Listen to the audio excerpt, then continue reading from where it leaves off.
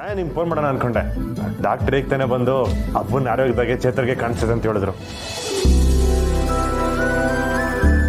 ಹೌದು ಗೋಪಾಲಪ್ಪ, ಅತ್ತೆ ಇದೇ ತರ ಮೆಡಿಸಿನ್ಸ್ಗೆ ರೆಸ್ಪಾನ್ಸ್ ಮಾಡಿದ್ರೆ ಬೇಗ ಹುಷಾರಾಗ್ತಾರೆ ಅಂತ ಹೇಳಿದ್ದಾರೆ. ಅದು ಯಾರು ಒಂದು ಕಡೆ ಸಮಾಧಾನ ಕೊಡ್ತಾನೆ, ಇನ್ನೊಂದು ಕಡೆ ಆತಂಕ ಕೊಡೋಂಗೆ ಮಾಡ್ತಾನೆ. ನಮ್ ಯಾಕೆ ಅದು ಏನು ಕೋಪನೋ ಏನೋ. ಯಾಕೆ ಗೋಪಾಲಪ್ಪ, ಏನಾಯ್ತು? ಬಂಗಾರಮ್ಮವರು ಇಲ್ಲಿ ಚೇತರ್ಗೆ ಕಂಡ್ಕೋತಿದ್ದಾರೆ. ಅದರಲ್ಲಿ ಪುಟ್ಟಕ್ಕ ಬಂಗಾರಮ್ಮವರು ಹುಷಾರಾಗ್ಲಿ ಅಂತ ದೇವ್ರ ಮುಂದೆ ನಿಂತ್ಕೊಂಡು ರಕ್ತ ಸುರಿಸ್ತಾವ್ರೆ.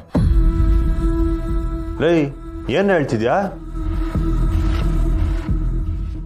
ಸುಮ್ಕೆ ಎಲ್ರು ಅಡ್ಡ ಬಂದ್ ನನ್ನ ಪ್ರಯತ್ನ ಹಾಳು ಮಾಡಬೇಡಿ. ಯಾರು ಹೇಳಿದ್ರು ನಾನು ಕೇಳಕ್ಕಿಲ್ಲ, ಇದನ್ನ ತೆಗಿಯಕ್ಕಿಲ್ಲ. ಸುಮ್ಕೆ ಹೊಂಟೋಗಿ. ಏನ್ ಮಾಡ್ರು ಮಾತೇ ಕೇಳ್ತಿಲ್ಲ ಗುರು.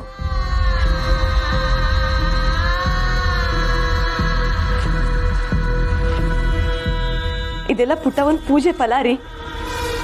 ಅದಕ್ಕೆ ಅತ್ತೆ ಇಷ್ಟು ಬೇಗ ಹುಷಾರಾಗ್ತಿರೋದು. ಡಾಕ್ಟ್ರು ಕೂಡ ಇದು ಪವಾಡನೆ ಅಂತ ಹೇಳಿದ್ರಲ್ವಾ? ಏಟೆ ಆದ್ರೂ ಪುಟ್ಟವ ದೇವ್ರಲ್ವೇ, ಅವ್ರ ಶಕ್ತಿನ ಕೊಟ್ಟು ನನ್ನ ಬಂಗಾರನ ಬದುಕಂಗ್ ಮಾಡೋರೆ. ಬಾಬಾ, ಇವಾಗ ಅವ್ವನ್ನ ನೀವೇ ಕಾಪಾಡಬೇಕು. ಹೌದು ಹೊಳಿ ಅಂದ್ರೆ ಯಾರು ಏನು ಹೇಳಿದ್ರು ಕೇಳ್ತಾ ಇಲ್ಲ. ರಕ್ತ ಹಿಂಗೆ ಹೋಯ್ತಾನೆ ಇದ್ರೆ ಪುಟ್ಟ ಮೀನು ಆಸ್ಪತ್ರೆ ಸೇರ್ಬೇಕಾಯ್ತದೆ. ಅಲ್ಲ ಮಾವಯ್ಯ, ಬಂಗಾರ ಹುಷಾರಾಯ್ತವ್ರೆ ಅಂತ ನೀವು ಅವ್ವಂಗೆ ಹೇಳಿದ್ರೆ ಅವ್ವ ವ್ರತನ ನಿಲ್ಸ್ಬೋದೇನೋ? ಹಂಗೆಲ್ಲ ಹೇಳಿದ್ರೆ ನಂಬಕ್ಕಿಲ್ಲ ಕಂಡಿ. ಎಲ್ಲರೂ ಸೇರ್ಕೊಂಡು ನನಗೆಲ್ಲಿ ತೊಂದರೆ ಆಯ್ತದ ಅಂತ ಸುಳ್ಳು ಹೇಳ್ತವ್ರೆ ಅಂತ ಅನ್ಕೋತಾಳೆ.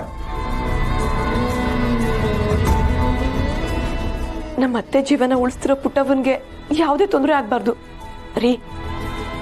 ನೀವೇ ಪುಟ್ಟವನ ಹತ್ರ ಮಾತಾಡ್ರಿ.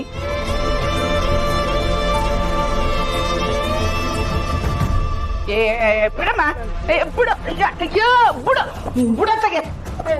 ನಾನು ಕಳ್ಳಿದ್ದೀನಿ. ಯಾಕೆ, ಏನಾಯ್ತು? ನಾವು ಟಾಯ್ಲೆಟ್ಗೆ ಹೋಗಿ ಬರೋ ಅಷ್ಟರಲ್ಲಿ ಈ ಅಮ್ಮ ವಾರ್ಡ್ ಒಳಗಡೆ ಹೋಗಿ ಪೇಷಂಟ್ ಮುಂದೆ ನಿಂತಿದ್ರು.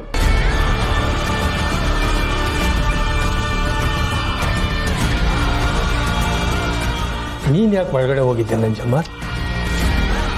ಗೋಪಾಲಣ್ಣ, ಬಂಗಾರನ್ಗೆ ಒಳ್ಳೇದಾಗ್ಲಿ ಅಂತ ಬೆಟ್ಟದ ರಂಗನ ದೇವಸ್ಥಾನಕ್ಕೆ ಹೋಗಿ ರಚನೆ ಮಾಡಿ ಕುಂಕುಮ ತಂದು ಬಂಗಾರನ್ ಗಿಡನ ಅಂತ ಒಳಕ್ಕೆ ಹೋದೆ. ಅಷ್ಟಾಗಿ ದರ ಹೇಳ್ಕೊಂಬತ್ತಾಳೆ ಬಿಟ್ಟು